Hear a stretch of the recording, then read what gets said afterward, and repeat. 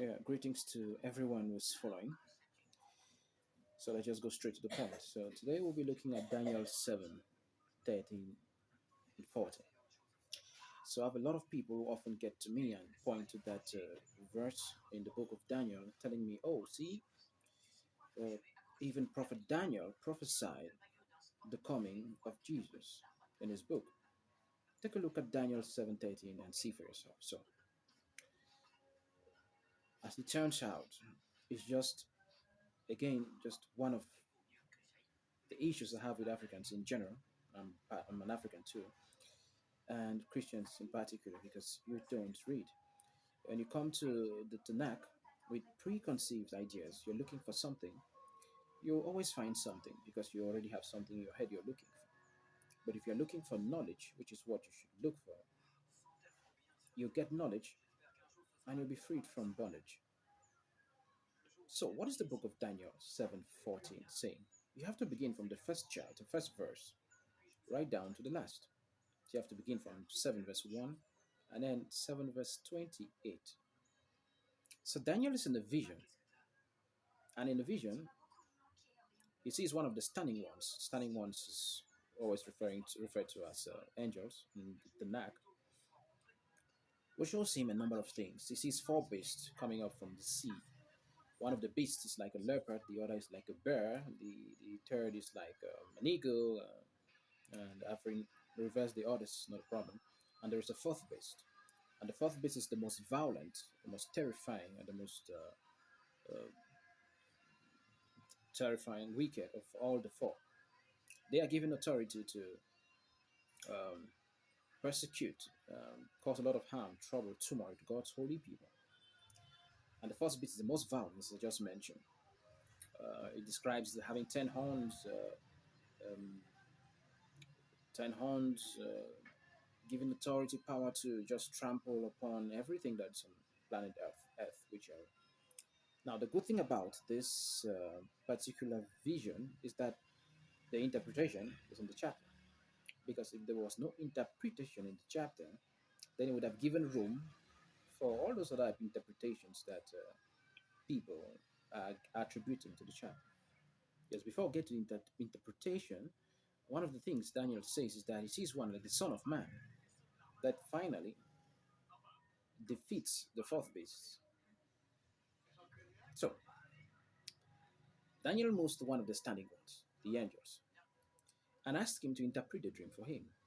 And the author tells him, well, now in verse 16, I guess, 16, 17, down to 28, that what you're seeing, the four beasts, simply refers to four kings, earthly kings, not some mysterious people. See, Hebrew, especially those who wrote the Tanakh, there's a lot of metaphor in there. There's a lot of symbolic language in the book of Daniel. So the beasts refer to four kings, earthly kings. You can call them rulers or whatever. They'll be ruling over four different kingdoms.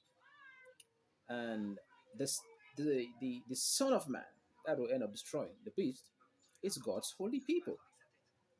So it's a composition of symbolic language, metaphors, and uh, personification. The kings, the kingdoms that would cause a lot of turmoil to God's people are personified and metaphorically represented as beasts, while God's holy people that would end up overpowering the fourth beast, which is the most wicked of the beasts, which is an earthly king ruling an earthly kingdom, of course, is God's holy people, the holy remnants of Israel. That's it. The interpretation is in the chapter. Now, if you are looking, as I was saying, you're looking for somebody in the Tanakh, you'd find a person. But if you get into the Tanakh and you're seeking knowledge, you get a lot of knowledge in there.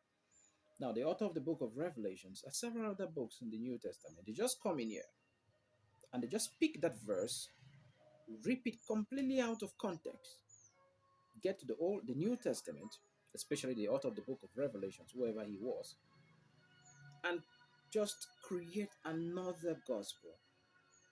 It's referring to the holy people of Israel.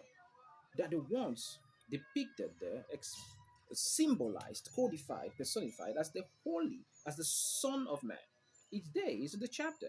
So what you have to do this evening or this morning, depending on where you're watching and at what time you watch, is just to pick up your Bible and you turn to Daniel 7:14 and read the entire chapter. Don't stop until you get to verse 28. And you understand that the beasts are referring to earthly kings. We'll get to that another time. Four kingdoms that troubled God's people. And the Son of Man that ends up toppling, destroying the fourth beast is God's holy people, to whom God gives power, authority, dominion, and sovereignty, and they would rule forever and ever. Some sort of reflection of the messianic age whenever it would come into being. Knowledge is good. I always encourage people to go for knowledge. Knowledge is good and knowledge is power. So that's it. Don't want to make it too long. Just pick up your Bibles and you read for yourselves.